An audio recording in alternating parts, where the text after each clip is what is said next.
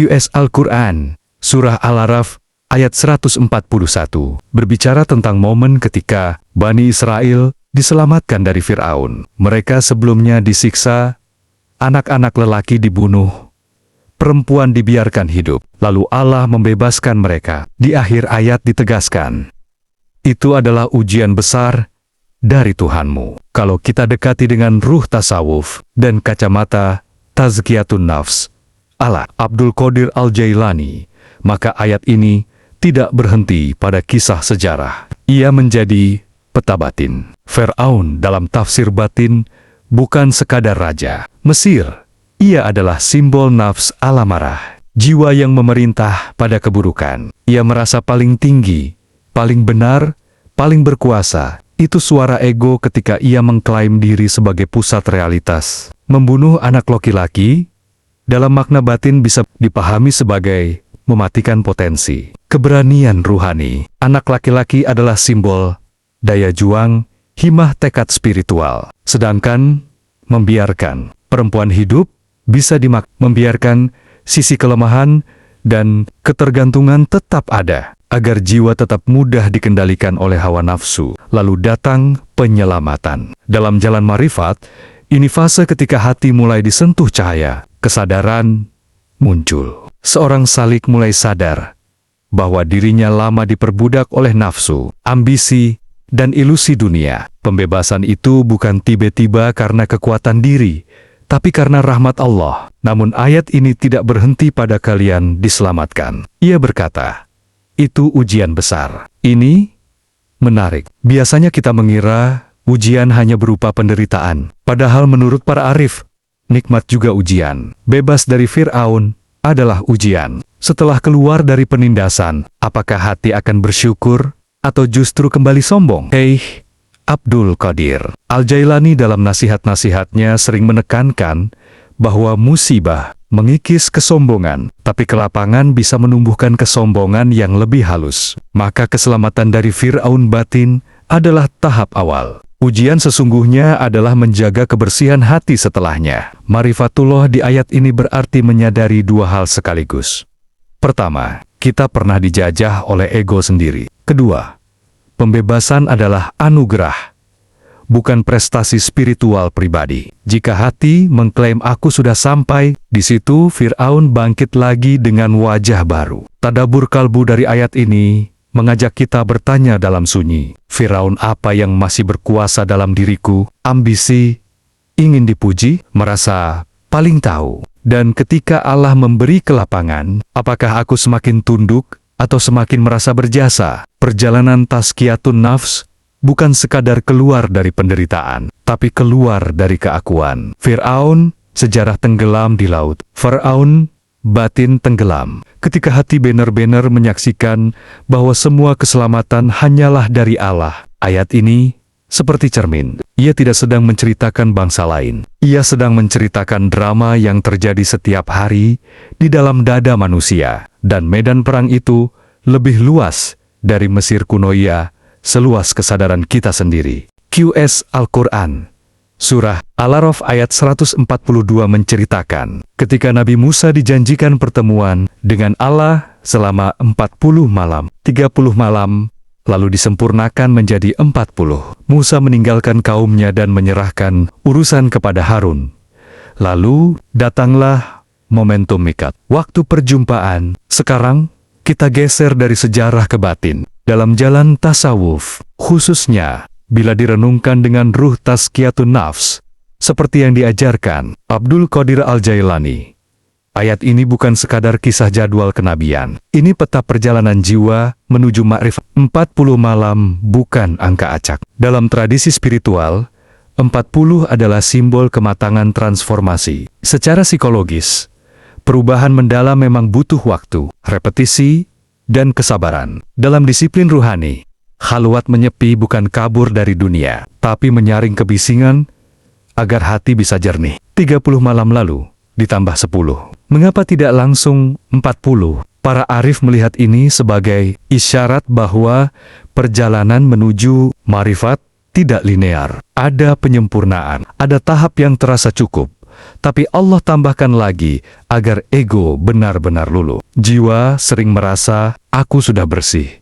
Tambahan 10 itu seperti koreksi ilahi. Belum. Lalu Musa menunjuk Harun untuk menggantikan. Ini indah. Dalam jalan ruhani, seseorang tidak boleh meninggalkan amanah lahiriah demi pengalaman batin. Tazkiyatun nafs bukan alasan untuk mengabaikan tanggung jawab sosial. Abdul Qadir Al-Jailani sangat keras dalam hal ini. Bersihnya hati harus selaras dengan lurusnya akhlak dan amanah. Mikat, waktu pertemuan dalam makna batin adalah momen ketika hati benar-benar hadir. Ma'rifatullah bukan melihat dengan mata fisik, tapi tersingkapnya kesadaran bahwa Allah selalu hadir. Namun kesadaran itu tidak datang pada hati yang liar. Ia datang pada hati yang sudah ditempa sabar, disiplin, dan muhasabah. Menariknya, setelah Musa naik ke Der, kaumnya justru tergoda membuat anak sapi. Ini realitas psikologis. Ketika seorang pencari sedang naik dalam perjalanan batin, sisi nafsu dalam dirinya juga bisa bangkit. Ada resistensi internal. Jalan marifat bukan grafik naik terus. Ia penuh ujian. Hakikat ayat ini mengajarkan, ma'rifatullah butuh waktu, pengosongan diri, disiplin, dan kejujuran. Tidak instan, tidak emosional sesaat, dan tidak cukup dengan merasa dekat tanpa pembersihan diri yang nyata. 40 malam itu seperti laboratorium jiwa. Di sana, ego diluruhkan, kesombongan dilembutkan, dan kelekatan dunia diuji. Pertanyaannya, bukan berapa lama kita menyepi secara fisik, tetapi sudah berapa lama kita sungguh-sungguh menyepi dari kesombongan dan kepalsuan diri sendiri.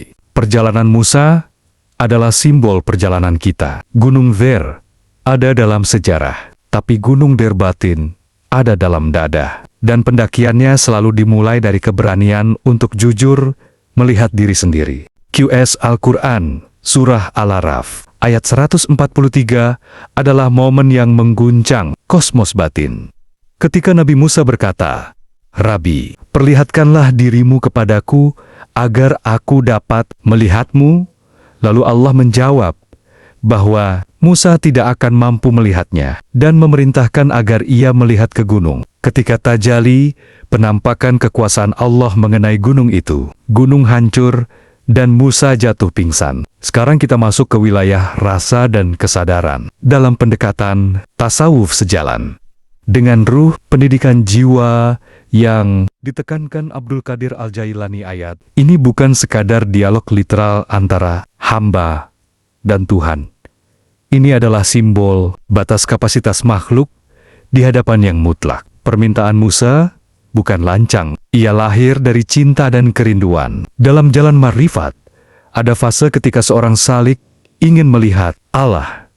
Tetapi melihat di sini sering masih dibayangi oleh konsep indrawi. Kita ingin kepastian visual, pengalaman spektakuler, sensasi ruhani. Jawaban ilahi adalah pendidikan paling dalam. Kamu tidak akan sanggup. Ini bukan penolakan kasih sayang, melainkan perlindungan. Kesadaran manusia terbatas. Hakikat zat Allah tidak bisa ditangkap oleh indera, bahkan oleh imajinasi. Gunung dalam ayat ini adalah simbol kekokohan ego dan struktur diri. Gunung tampak kuat, stabil, agung, namun ketika tajali ilahi menyentuhnya, ia hancur. Artinya, jika sedikit saja realitas keagungan Allah tersingkap tanpa hijab, struktur keakuan manusia tidak akan sanggup berdiri. Musa pingsan. Dalam bahasa tasawuf, ini sering dikaitkan dengan fana lenyapnya kesadaran ego. Bukan mati fisik, tapi runtuhnya klaim aku. Setelah sadar, Musa berkata, Subhanaka, aku bertaubat kepadamu, dan aku orang pertama yang beriman. Ada pergeseran besar dari ingin melihat menjadi menyucikan. Di sini hakikat marifatullah menjadi jelas. Bukan melihat Allah sebagai objek, tapi menyadari bahwa Allah tak mungkin dijadikan objek. Marifat adalah kesadaran akan keterbatasan diri di hadapan yang tak terbatas. Syekh Abdul Qadir Al-Jailani sering mengingatkan muridnya agar tidak mengejar karamah, visi, atau pengalaman luar biasa. Pengalaman spektakuler bukan tujuan. Hancurnya ego dan tumbuhnya ketundukan itulah inti. Ayat ini seperti membongkar ilusi spiritual paling halus, keinginan untuk menguasai Tuhan dengan pengalaman pribadi. Bahkan kerinduan bisa disusupi ego. Gunung runtuh itu pesan keras. Jika hati masih keras seperti gunung penuh klaim, penuh merasa sudah sampai, maka tajalli rahmat akan memecahkannya terlebih dahulu. Ma'rifatullah bukan melihat dengan mata, tapi melihat dengan kesadaran bahwa segala yang kita lihat hanyalah tanda. Dan ketika seseorang benar-benar memahami keterbatasannya, disitulah awal kedekatan sejati. Kisah ini tidak mengajarkan bahwa Tuhan jauh, justru sebaliknya. Dia terlalu dekat dan terlalu agung untuk ditangkap oleh cara berpikir yang masih berpusat pada diri. Dalam perjalanan jiwa, kadang yang harus runtuh bukan gunung di luar sana, tetapi gunung dalam dada kita. QS Al-Quran Surah Al-Araf ayat 144 adalah kelanjutan langsung dari peristiwa dahsyat sebelumnya. Setelah Musa tersungkur karena tajalli ilahi, Allah berfirman bahwa Dia telah memilih Musa dengan risalah dan kalamnya, lalu memerintahkannya untuk berpegang pada apa yang diberikan dan menjadi orang yang bersyukur. Di sini kita melihat pola pendidikan ruhani yang sangat halus. Musa ingin melihat, ia disadarkan akan keterbatasannya. Lalu Allah tidak menjauhkan, justru menegaskan kemuliaannya sebagai yang dipilih. Ini seperti pesan lembut. Kerinduanmu tidak salah, tapi jalanmu harus diluruskan. Dalam pendekatan tasawuf dan tazkiyatun nafs, sebagaimana ditekankan Abdul Qadir Al-Jailani, ayat ini adalah koreksi terhadap ambisi spiritual yang terlalu tinggi, namun belum matang. Ada fase ketika seorang salik ingin pengalaman puncak, namun Allah sering mengembalikan dia pada tugas, pegang amanah, jalankan risalah, bersyukur. Dipilih istifa di sini bukan sekadar status kenabian. Dalam makna batin, setiap jiwa yang diberi kesadaran untuk mencari Allah itu sudah dipilih. Tidak semua orang gelisah mencari hakikat. Kegelisahan ruhani itu sendiri adalah tanda panggilan. Tetapi setelah panggilan datang, ada perintah, ambillah apa yang aku berikan. Artinya, jangan mengejar yang belum waktunya. Jangan mengabaikan syariat demi rasa. Jangan meninggalkan amanah lahiriah demi ekstase batin. Syekh Abdul Qadir Al-Jalani sangat tegas soal ini. Siapa yang mengaku telah sampai pada hakikat, tetapi meninggalkan syariat, maka itu bukan cahaya, melainkan tipuan nafsu. Hakikat tanpa syariat adalah klaim kosong. Lalu ada kalimat kunci, jadilah orang yang bersyukur. Ini inti ma'rifatullah dalam ayat ini. Setelah mengalami keterbatasan diri, ayat 143, dan setelah ditegaskan sebagai yang dipilih ayat 144, posisi hati yang benar adalah syukur, bukan bangga, bukan merasa istimewa, bukan merasa lebih tinggi dari yang lain. Syukur dalam tasawuf bukan sekadar ucapan. Ia adalah kesadaran bahwa semua kedekatan, semua ilmu, semua pengalaman ruhani adalah pemberian. Tidak ada satupun yang murni hasil usaha ego. Menariknya,